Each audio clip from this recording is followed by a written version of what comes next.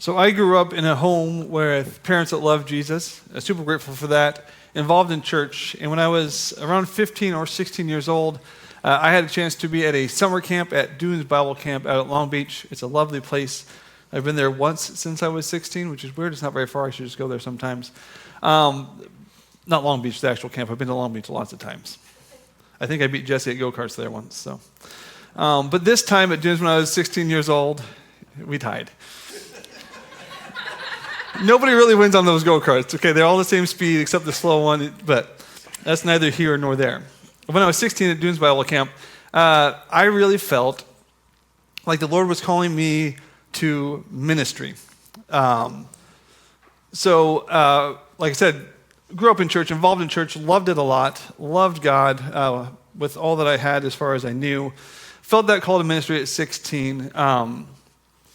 And was very involved in the youth ministry. I was a middle school leader when I was a high schooler, and like doing Bible studies with the youth pastor, like bought the Bible that he had. It was just really big. I still have it, but it's too heavy to carry. So whenever I do take it places, my wife carries it for me.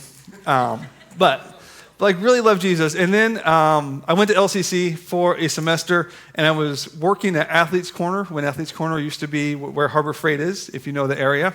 And after going to a semester at LCC, working at Athletes Corner, one day on my lunch break, I walked across the parking lot because the Navy recruiter used to be across the parking lot from the Athletes Corner. And most of you thinking, oh, we probably talked to the Navy recruiter and then went home and talked to, no, I walked across the parking lot and I signed up for the Navy. Took the test, signed up, and then I went home and told my parents that I'm sorry, Mom, still, again. Went home and told my parents that I was leaving in like six to 8 weeks for basic training in Illinois. That's not the way to do that. But in my time in the Navy, I never didn't think there was a God, but I definitely didn't care that there was a God. I didn't live as if there was a God. I lived for myself for a couple of years, and I know I had family praying for me the whole time, but just spent time not caring that there was a God for a couple of years while I was in the Navy. And I think part of this is like when I was in boot camp, I went to church because it was go to church or stay in the barracks and be yelled at. So you go to church. But like after boot camp, I didn't have a car, and this is my excuse. Really, the excuse is I was selfish. But my excuse is that like I didn't really love hanging around Navy people. I know I joined the Navy, weird, but I was never really a military guy. So like I didn't want to go to a church full of military people. So I stopped going to church. That was my excuse for stopping going to church, at least right after boot camp. And like I said, spent a couple years just not going to church, not living like there was a God. Like never thought there wasn't a God, just didn't care that there was a God. Walked away from my faith there for a couple years. Ended up deciding to go to church again when we got to San Diego, probably because I had a car. It was a good decision for multiple reasons. A, when I went to a random church, it's where I met my now wife, so that worked out well. Plus, started living for God again, which also worked out well. And like my hope when I was 16 and called to ministry was that I would finish high school and like I would go to Bible college and then I would like be a youth pastor. Like that would have been, in my mind, fantastic. But really what happened is I felt called. I went to Lower Columbia College. I signed up for the Navy. I walked away from God for a couple of years. I started living for God again. I volunteered in youth ministry in San Diego when I was in the Navy. And I volunteered in churches when we moved back up to Washington. And then when I was around 33 or 34, I actually got a job as a pastor, which is what I hoped would happen significantly earlier. If you're following along in the handout, the first blank there is God's call to follow me doesn't mean the journey will be without trials. I'm sure all of you could tell a story of following Jesus with some trials and some sidetracks and some missteps. God's call to follow me doesn't mean the journey will be without trials. Good morning, my name is Wayne, and I'm excited to get to spend some time with you guys today diving into scriptures. Welcome to those of you in the room. Welcome to those of you on the line. Which camera do I look at? That one? Hi.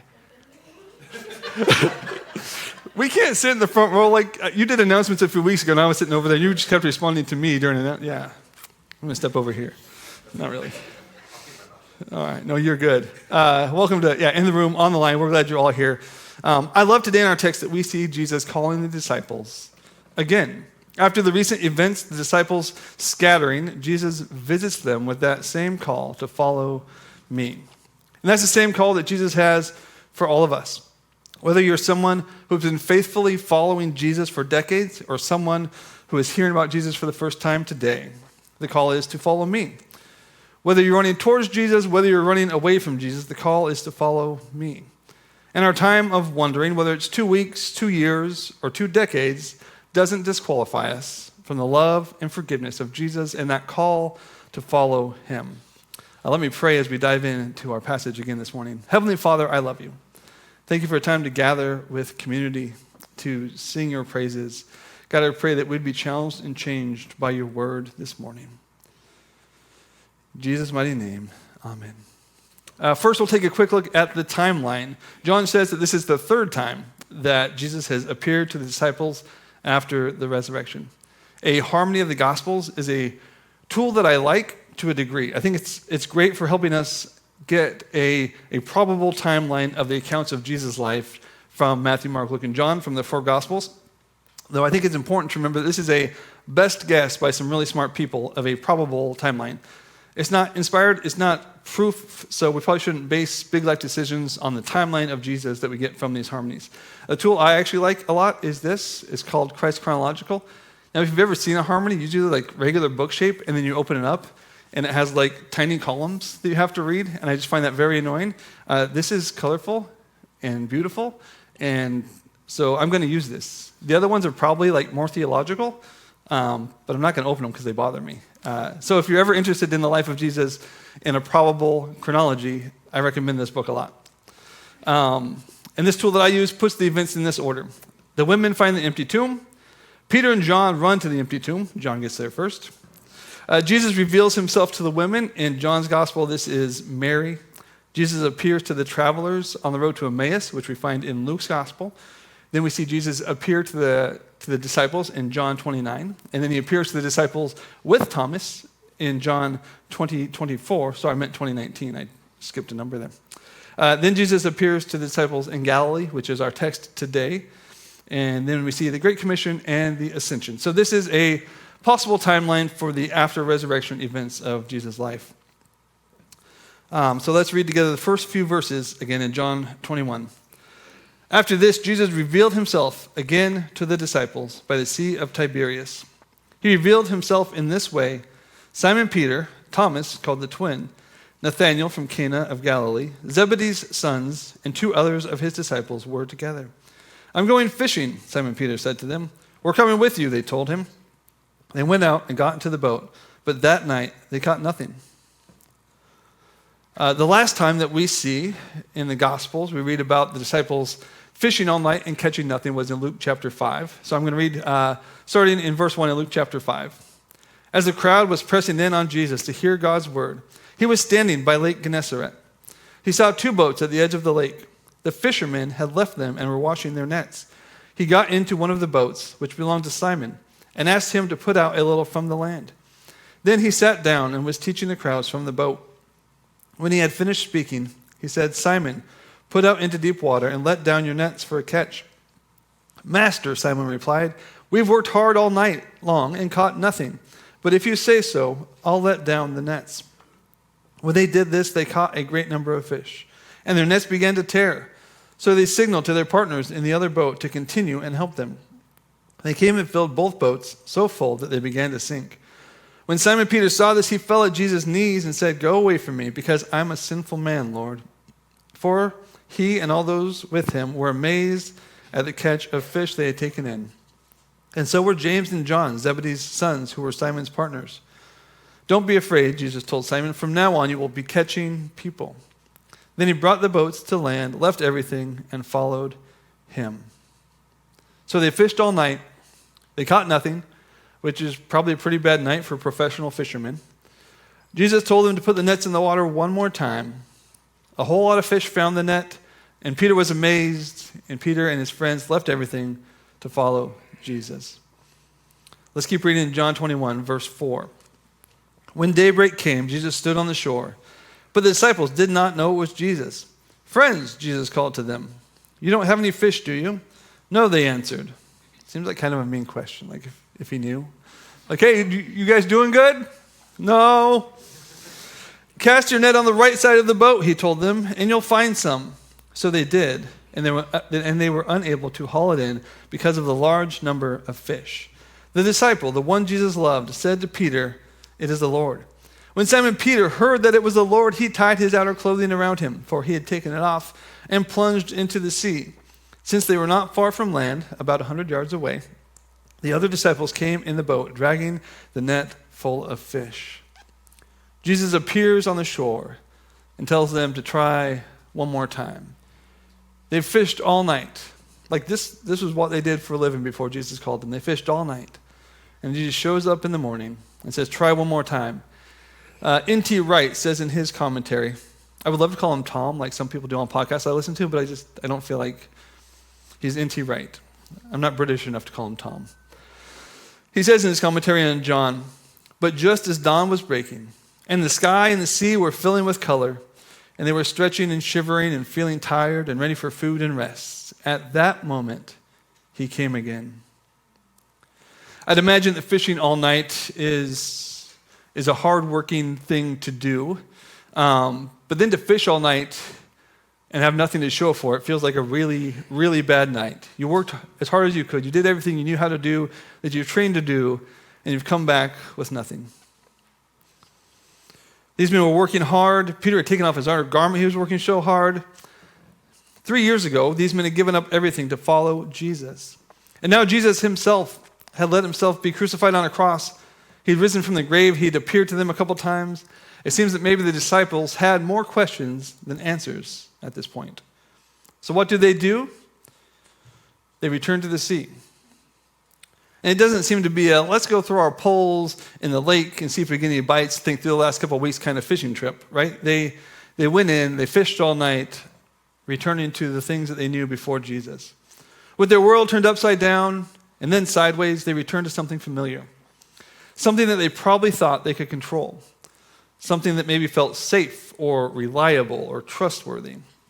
Your next blank there, if you're following along, is the disciples returned to something familiar and Jesus sought them there. And to clear things up, that's the next blank, whether you're following along or not. Like, they don't change based on your participation, but they are in your bulletin if you want to follow along. Maybe the disciples were thinking, what does it look like to follow Jesus now that he had died and risen? I don't know, but I know how to fish. Maybe they're thinking Jesus would never be able to forgive us after we abandoned him on that night in his need. Let's go back to what we know. Maybe they're thinking, even if Jesus can forgive me, I know that I can't be useful for his mission and his kingdom after I've failed so miserably. I'm glad we didn't sell the boats. The disciples returned to something familiar, and Jesus sought them there. We don't know why they went fishing. We don't know that this was hey, we're through with Jesus, we're going to go back to being fishermen. The text doesn't tell us that, but that night at least, they went back to something familiar, something that they knew how to do, that felt safe, that felt dependable. Let's continue reading in John 21 in verse 9. When they got out on land, they saw a charcoal fire there with fish lying on it and bread. Bring some of the fish you just caught, Jesus told them. So Simon Peter climbed up and hauled the net ashore, full of large fish, 153 of them. Even though there were so many, the net was not torn. Come and have breakfast, Jesus told them. None of the disciples dared ask him, who are you? Because they knew it was the Lord. Jesus came, took the bread, and gave it to them. He did the same with the fish. This was now the third time Jesus appeared to the disciples after he was raised from the dead. Jesus is there waiting when they come in from their long, hard night of fishing. He invites them to come and to be refreshed, to come and eat with him. And one thing that stood out to me in this section is that Jesus didn't need their fish. Right? Jesus had everything they needed, and he still used what they brought. Jesus had fish on the fire and bread on the fire when they got there. Jesus had that fish and bread, which would likely remind the disciples of other times that Jesus had provided when he took 5 loaves and 2 fish and fed 5,000 people, and he had 7 loaves and a few fish and fed 4,000 people. But he still said, go and grab some of the fish that you caught. we'll use those as well.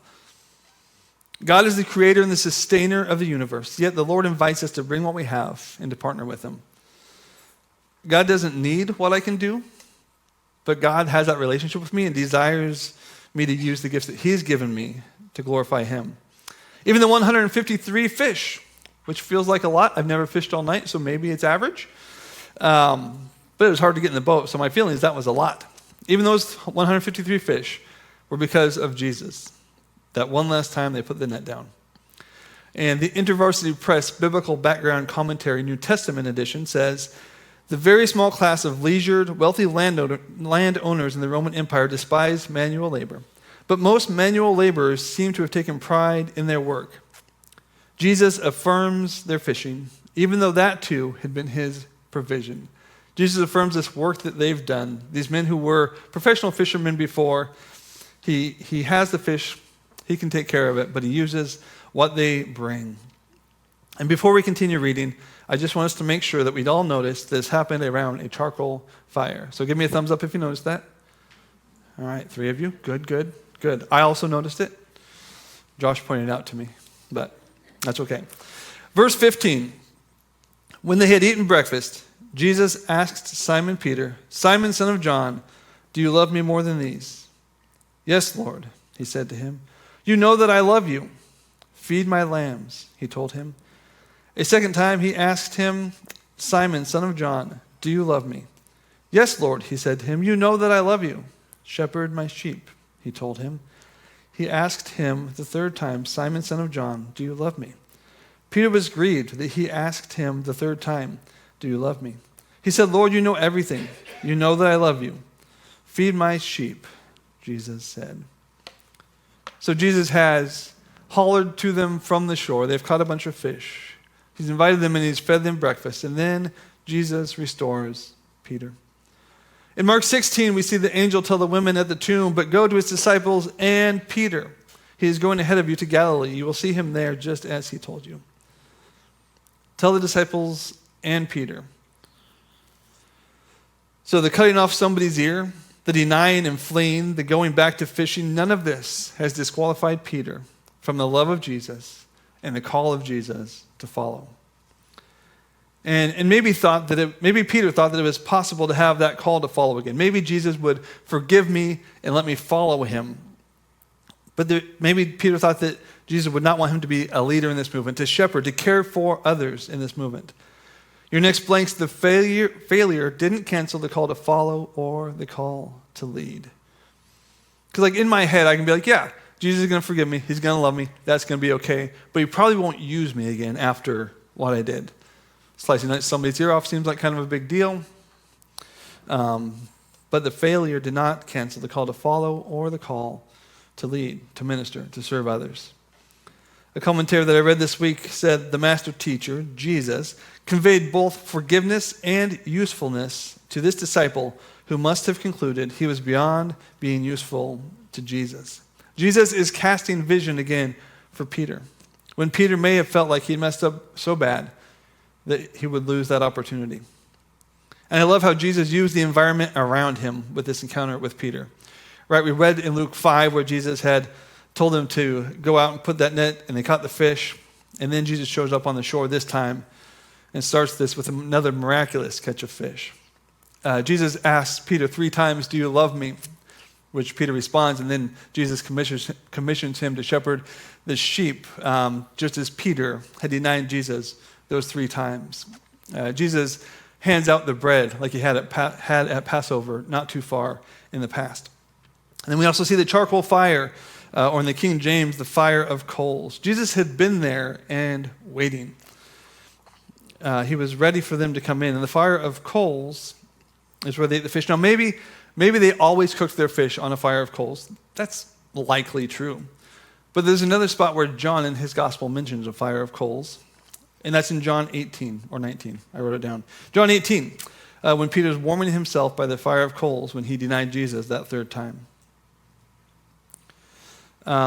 I think that smells, sounds, sights can bring back memories. Maybe you think that too. For example, when I was younger, we would go to my grandpa's house in Onalaska, real big city, bigger than Castle Rock. Not really, it's smaller than Castle Rock, which is also not a big city. But we'd go to Onalaska, and we would trim, there was like bushes around the fence for the entire property. And it was like a half a city block property. It was half a town block property. And these bushes, they grew a lot every year. So every year, me and my brothers would go out there, and we would trim them, and we would burn the clippings, right? So like that smell of burning tree trimmings and yard debris reminds me of when I was 12, 13 years old at my grandparents' house, and my brothers were picking on me and throwing the corduroy suit that I found into the fire because they were embarrassed of me for wanting to take it home. And I've forgiven them, and it's okay, and I'm not bitter anymore. But that smell takes me back. Yesterday, I went to burn some of my tree trimmings and yard debris. I'm not patient enough. Like, we had a friend coming over, so I didn't actually get a good fire going before I threw stuff on it, and then it died. So I burned some cardboard yesterday, but it was enough to make me think about the times I was burning yard debris at my grandfather's house. With the smell of this charcoal fire, remind Peter of the night that he may have wanted to forget or to pretend had never happened. Did it bring back the pain of what Peter had done? I love this part of the story because Jesus wants to meet us in our pain and bring healing. We can't pretend that it never happened. We can't just sweep it under the rug and not deal with it. We bring our pain to Jesus. We bring our hurt. We bring the things that we've done that we think will separate us from him, and he loves us. Jesus knows our sin, and he meets us there in his great love. And after calling Peter to care for the sheep 3 times, Jesus says this in verse 18. Truly I tell you, when you were younger, you would tie your belt and walk wherever you wanted. But when you grow old, you will stretch out your hands, and someone else will tie you and carry you where you do not want to go. He said this to indicate by what kind of death Peter would glorify God. After saying this, he told him, follow me. Your next blank, this is a continual call to apprenticeship, to keep on following. At this point, my guess is Peter might not know what following Jesus looked like. Like, for the 3 years leading up to this, we're following Jesus. He's going to be the Messiah. This will be great. Now he's died, and he's back. How long is he here for? What does it mean to follow? Spoiler alert, he's not here for that long in human form on the earth. But at this time, Peter probably doesn't know that. So what does it look like to continue to follow Jesus in this new season? And here Jesus tells Peter how his life will end, that he'll be tied and led somewhere he doesn't want to go, and then calls him to follow. Jesus has called him to leave everything and follow him at the start of the journey, and it seems that part of this journey have been a little bit of a bumpy ride. But Jesus' call is still, follow me. And as a call, that call is the same for all of us, to leave the plans that we have of what life should be, to leave our definitions of success, to leave our desires to control the outcomes, and to follow after Jesus. That call that Jesus gave to Peter is the same call he gives to us today. Let's read a couple more verses near the end of John 21. So Peter turned around and saw the disciple Jesus loved following them, the one who had leaned back against Jesus at the supper, and asked, Lord, who is the one that's going to betray you? When Peter saw him, he said to Jesus, Lord, what about him? If I want him to remain until I come, Jesus answered, what is that to you? As for you, follow me. Peter has just had this amazing conversation with Jesus. And then he stops looking at Jesus and says, what about this guy? Like, thanks for this, Jesus, but what about this guy? What about John? What are we going to do about him? And Jesus says, I'll worry about John. You worry about you and me. It is so easy to compare ourselves to others, to want what others have, to see them as maybe in a better place than us, to want to be as useful or as gifted or as smart as someone else. But the good Lord didn't call you to be anybody but you. Jesus' call to follow me is the same for each of us. But what that looks like will be different for everyone, and whilst we should all desire to be formed into the character of Christ, we should not compare and be jealous of what God is doing or has done in the lives of others. I have this pastor friend, and his name is Josh. Okay, like having tall friends, I also have more one friend who's a pastor and whose name is Josh. It's not this one, I promise. It's a fairly common pastor name. Yeah. But this pastor friend named Josh, big fan of him. He was actually, he came back to Jesus as part of the youth ministry, and then he was an intern in that youth ministry where I was growing up. And then you know what he did? I'll tell you what he did, because most of you probably don't know. But he came back to Living for Jesus. He entered at the youth ministry. He went to Bible college. He came back to Longview and became a youth pastor at that youth ministry, the church that he had kind of got saved at, where I was. And then he was the youth pastor for like 15 or 20 years. Now he's the lead pastor there. Which if 16-year-old me got to pick how my life looked, that would have been it. To like love this church, to go get a little bit of education, or probably a lot, I weren't very smart. Go get the education, come back, serve as a youth pastor for as long as they'll let me, and then serve in some other pastoral role at that church. But that wasn't what God called me to, seemingly. Josh's life and ministry looked different from mine. Like I said, there are things about his journey that seemed like they would be fantastic. But that wasn't what God had in store for me. Instead of complaining to God about what Josh is called to and why I don't think it's fair, I should probably just be concerned about following Jesus, trusting God's goodness, and serving in the community that God has placed me. Which is what I do most of the time. Sometimes I put a picture of Josh on my dartboard. Not really, I don't have a dartboard. and if I did have a dartboard, I have bad aim, so like it wouldn't even be that mean. But I'm still friends with Josh, love what he's doing. But my job is to follow Jesus and to do what he has called me to. Your final blank here is a question that I have for us today. What is the Lord calling you to as you follow after him? What is the Lord calling you to as you follow after him? What does it look like in your situation, in your season of life, to be formed by Christ and live for his kingdom here on earth? As a student, does it mean befriending and sticking up for the person that is being picked on or left out? As a parent, does it mean laying down your desires to care well for your kids? For any of us, does it mean setting an example to others of how living for Christ is an everyday, every hour, every minute activity, and not just something we do together on Sunday mornings? I don't know what the Lord is calling you to, but I believe that God is calling you to something. Sorry, 2 isn't at the end of my notes.